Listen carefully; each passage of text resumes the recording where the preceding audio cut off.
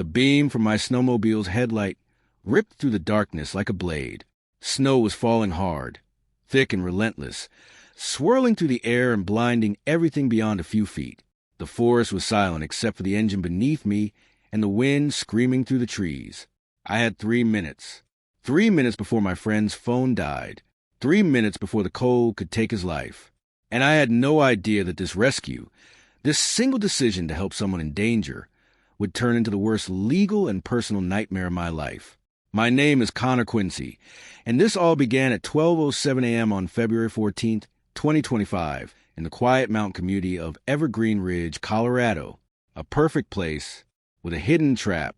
I had moved to Evergreen Ridge just 6 months earlier, a modest 3-bedroom house, right at the edge of the development, where clean lawns slowly gave way to raw, untouched wilderness. For me, it was perfect. I worked as a wilderness survival instructor and volunteered with search and rescue teams. My life revolved around mountains, trails, and teaching people how to stay alive when nature turned hostile. From my backyard, I could step straight onto the trails. Thousands of acres of backcountry were minutes away. What I didn't fully understand when I signed those mortgage papers was this. Evergreen Ridge wasn't just a neighborhood. It was a kingdom, and the HOA ruled it with an iron fist. The rules I ignored until it was too late. The HOA handbook was massive. Rules about mailbox colors, lawn watering schedules, porch decorations, noise levels. I skimmed it like most people do. No loud parties, no commercial vehicles. Standard stuff. I barely noticed a section on recreational vehicles. That mistake would come back to haunt me. The call that changed everything. That Friday night, I was getting ready for bed when my phone buzzed. It was Jake. Jake never called that late unless something was wrong. I answered immediately. "Connor, I need help, man." His voice was weak, shaky. I could hear wind howling in the background. "Jake, what happened? Where are you?" "I went hiking near Cascade Falls, just to take photos. Took a wrong turn. My GPS is dead. My phone's at 4%, and I think I messed up my ankle." My heart dropped. "How far in are you?" "I don't know, 5 miles? Maybe more. Everything looks the same. I can't feel my toes." That sentence hit like a punch. Cold like this doesn't forgive mistakes. No time, no backup, no choice. "Jake, listen to me," I said, already pulling on thermal layers. "Are you sheltered at all?" "There's a rock formation. I'm tucked against it, but the wind is brutal." "Do you have your emergency beacon?" A pause. "No, I thought I'd only be out a couple hours." I closed my eyes and cursed under my breath. "Send me your last coordinates. Right now." Seconds later, my phone pinged. I opened the map, and my stomach sank. Jake was 8 miles deep into the wilderness, terrain that would take hours on foot, especially at night, in a snowstorm. There was only one way to reach him in time. My snowmobile. "I'm coming for you," I said. "Keep moving your fingers and toes. Stay awake. I'll be there." "I knew I could count on you," he whispered. The call ended, and the clock started ticking. The decision that broke the rules. I moved on instinct. Rescue pack, thermal blanket, hand warmers, first aid kit, high-calorie food, helmet, avalanche beacon, headlamp. In the garage, I checked my Arctic Cat snowmobile. Full tank, ready to go. When the engine roared to life, it shattered the silence of the night. I glanced at my watch. 12:07 a.m. I knew exactly what that meant. The HOA noise ordinance banned loud activity between 10 p.m. and 7 a.m. I was breaking the rules, but I didn't hesitate, because a man's life mattered more than a rule book. What I didn't see was a bedroom light turning on 3 houses down. The woman who was watching, Patricia Henderson, HOA president, 53 years old, never married, 15 years in power. She ruled Evergreen Ridge like a general. Clipboard, rules, fines. I had met her twice. Once for trash cans being visible. Once for hanging a small American flag without approval. Both times I complied. Tonight, I didn't even think about her. As I accelerated down my driveway and disappeared into the trees, Patricia picked up her phone and smiled. Into the storm. The trail twisted through dense pine forest. Snow stung my face. Visibility dropped to almost nothing. I knew this terrain. I trusted my training. 20 minutes in, my phone rang. Unknown number. I ignored it. 3 minutes later, it rang again. Still ignored. Nothing mattered except reaching Jake. Finding him just in time. At around the 40-minute mark, my headlight caught a dark shape against a massive boulder. "Jake!" I shouted. "I'm here," he replied weakly. He looked awful. Blue lips, violent shivering, barely responsive. I wrapped him in the thermal blanket immediately and shoved hand warmers against his core.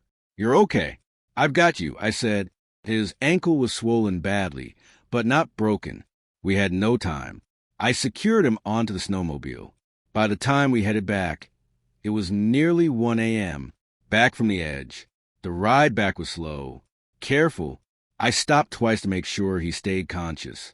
At 1:43 a.m., we emerged behind my house. I loaded him into my already warm truck and drove straight to the hospital. The doctors took him immediately. An hour later, one came out and said the words I've been holding my breath for. He's going to be fine. Moderate hypothermia. Bad sprain. But alive. I finally relaxed. The find that shocked me. I got home at 6:30 a.m., exhausted, frozen, relieved, and found an official HOA notice taped to my front door. $500 fine. Noise violation. Recreational vehicle use. Mandatory disciplinary hearing. Signed, Patricia Henderson. I stared at it in disbelief. I had just saved a life, and this was my reward. I thought the nightmare ended when Jake was declared safe. I was wrong. That rescue didn't end my problems.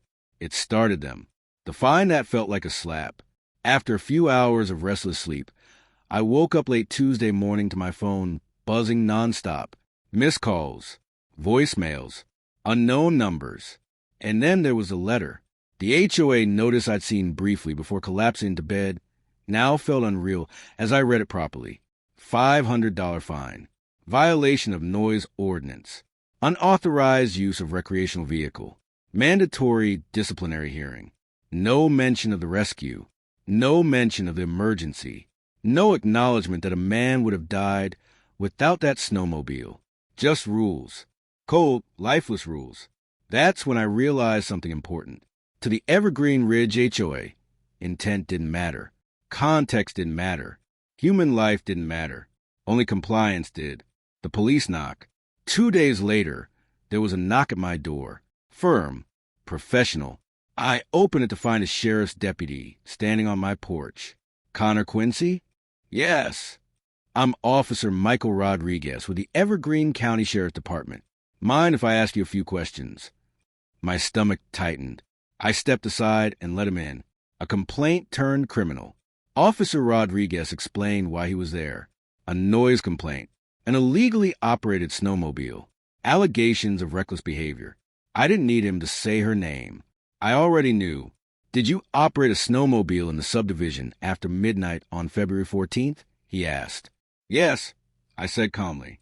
"And I'll tell you exactly why." I laid it all out. Jake's call. The coordinates. The temperature. The hospital records. I showed him. Text messages. GPS data. Medical documentation. He listened carefully. Took notes. Asked thoughtful questions. When I finished, he leaned back slightly and exhaled. "Mr. Quincy," he said, "from everything I can see, you were engaged in a legitimate rescue.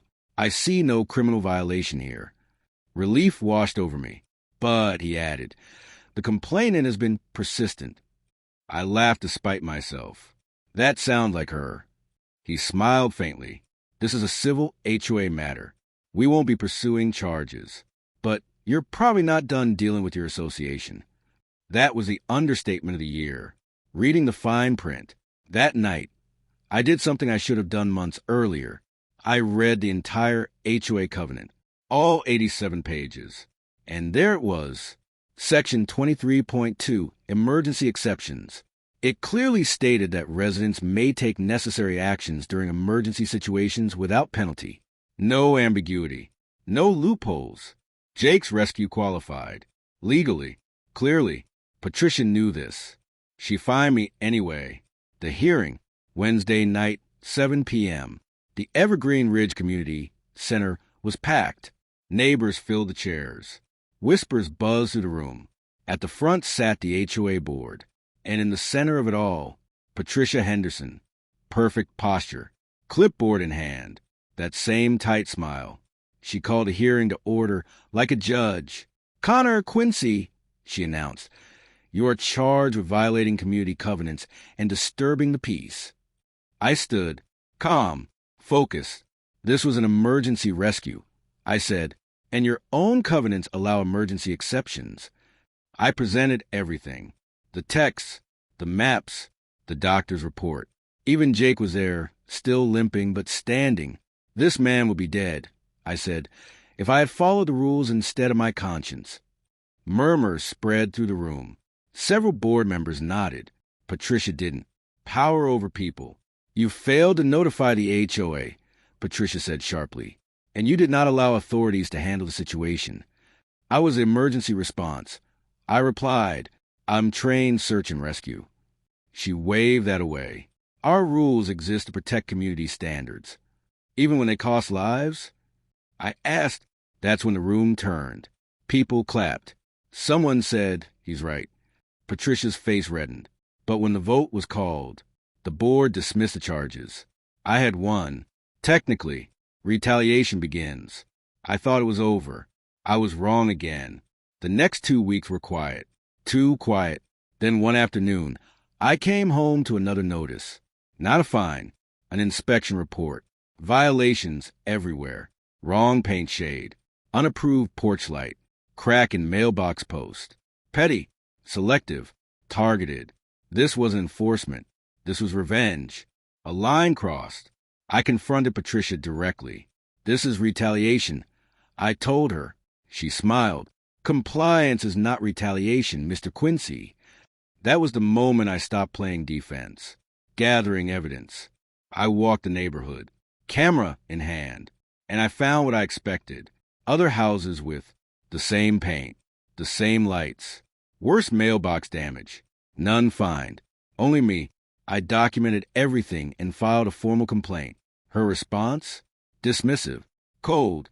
Threatening. That's when I made the call. A lawyer. The bigger picture. The attorney confirmed it. Selective enforcement. Harassment. Abuse of authority. But lawsuits are expensive. Instead, she gave me better advice. Expose her. Organize. Vote her out. So that's what I did. I started talking to neighbors. And what I learned shocked me. Everyone had a Patricia story. Fines. Threats. Intimidation. Fear. She didn't run the HOA. She ruled. Power doesn't collapse loudly. It cracks first, quietly, when people stop being afraid. And that's exactly what happened in Evergreen Ridge. The meetings she couldn't control anymore. Once I started talking to my neighbors, something changed. People who used to look at the ground when Patricia walked by, they started talking back. At the next HOA meeting, the room was overflowing. Not because of me, because everyone finally had a reason to show up. One by one, residents stood and spoke. A retired couple fined for a medical vehicle parked overnight. A single mother threatened with liens over trash cans. A veteran fined for flying a flag without approval. Different stories. Same pattern. Selective enforcement. Intimidation. Fear. Patricia tried to interrupt. Tried to regain control. But for the first time in 15 years, no one let her. The financial question, that changed everything. Then someone asked a simple question. Can we see the HOA financial records? Silence. Patricia deflected. Our finances are in order. That was the wrong answer.